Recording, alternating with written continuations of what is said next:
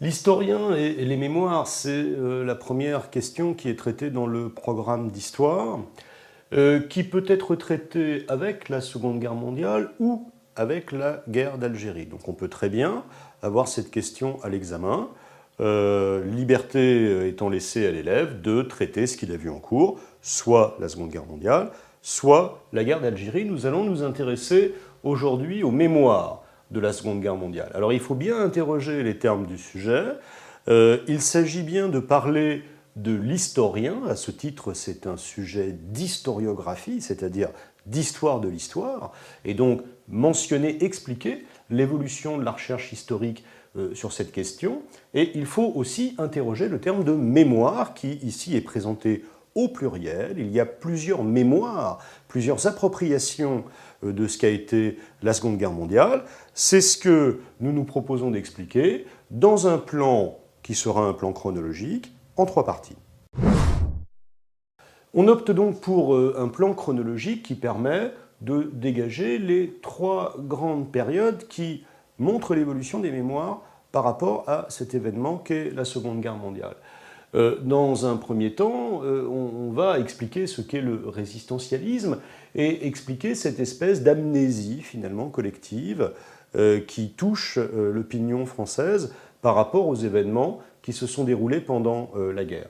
Dans un deuxième temps, on est dans les années 1970, c'est l'ouverture des archives, et là l'historien intervient pour établir une certaine vérité historique et transforme donc la mémoire. Enfin, on verra dans une troisième partie qu'il y a une appropriation des mémoires de la guerre par la classe politique à l'heure actuelle, des lois, des procès, et ça nous amène aujourd'hui à la période actuelle avec une façon de considérer les événements de la Seconde Guerre mondiale radicalement différente de ce qu'elle était dans les années qui ont suivi la guerre. Pour traiter cette question, il faut sans doute remonter à la libération de la France 1944-1945 et à l'action du général de Gaulle, qui est un personnage essentiel pour expliquer cette première partie.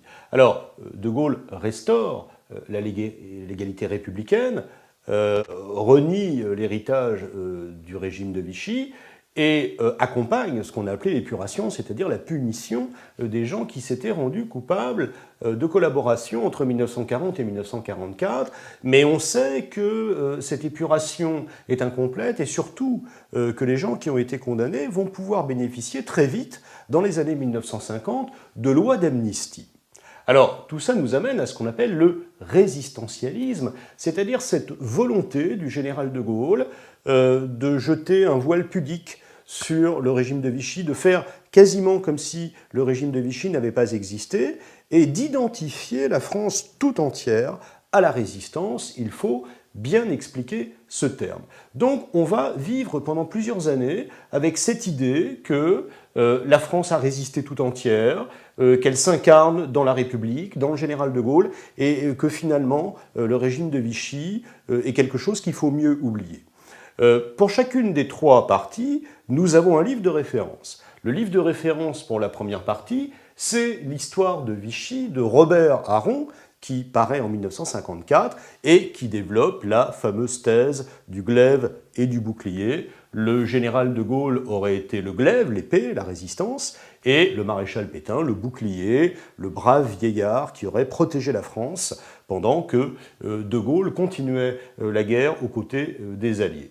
Alors, il n'y a pas que la mémoire gaulliste qui est en jeu dans cette période, il faut aussi mentionner la mémoire communistes, puisque les communistes sont entrés en 1941 massivement dans la résistance, et jouent sur cette réputation de résistants après la guerre pour asseoir leur légitimité. Le Parti communiste se dit le parti des 75 000 fusillés, et donc on a 2 héritages qui sont un petit peu différents de la résistance dans cette première période.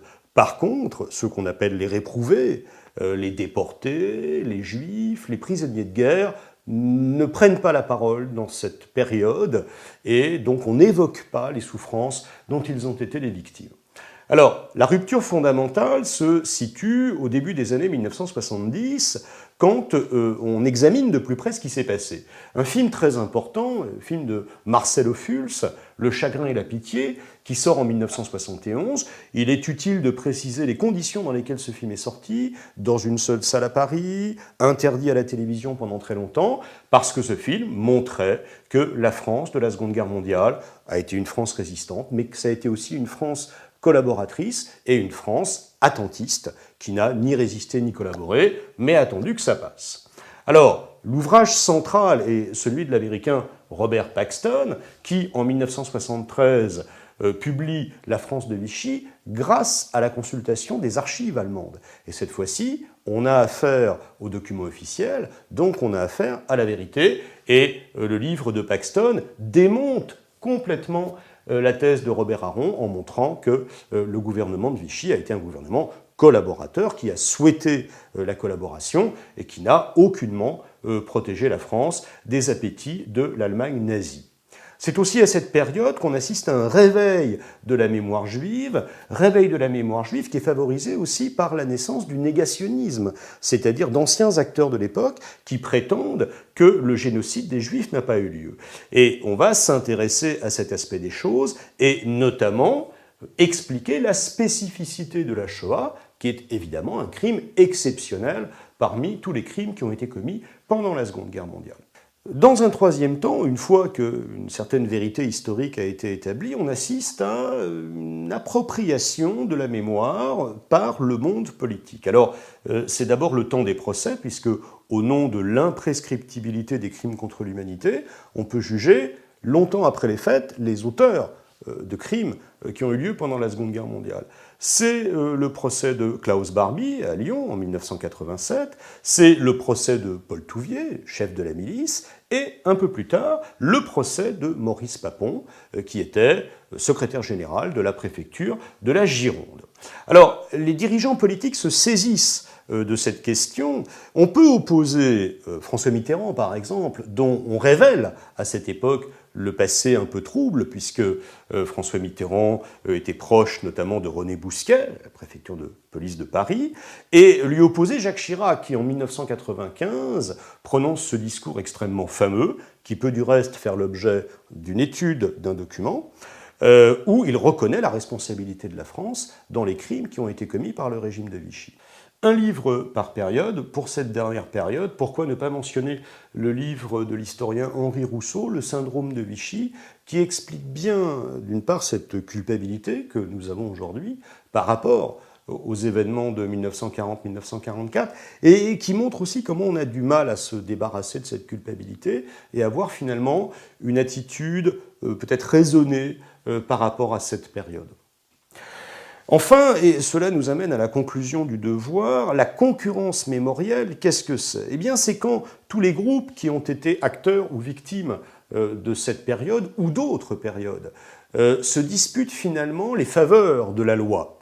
En 1990, la loi Guessot est votée, qui punit la négation de la Shoah, des crimes qui ont été commis pendant la Seconde Guerre mondiale. D'autres acteurs, après, peuvent émerger à leur tour. On sort un peu du sujet. On peut penser aux descendants d'esclaves, on peut penser aux Arméniens aujourd'hui, qui eux aussi, au nom de ce devoir de mémoire, demandent une reconnaissance des crimes dont ils ont été les victimes.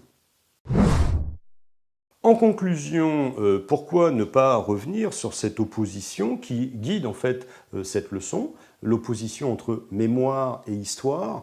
On voit bien dans toute la composition que les deux choses s'interpénètrent et s'opposent aussi. L'histoire, c'est la science, c'est le rétablissement de la vérité des faits. La mémoire est très affective et on voit aujourd'hui réapparaître quelque chose d'affectif dans la revendication des mémoires.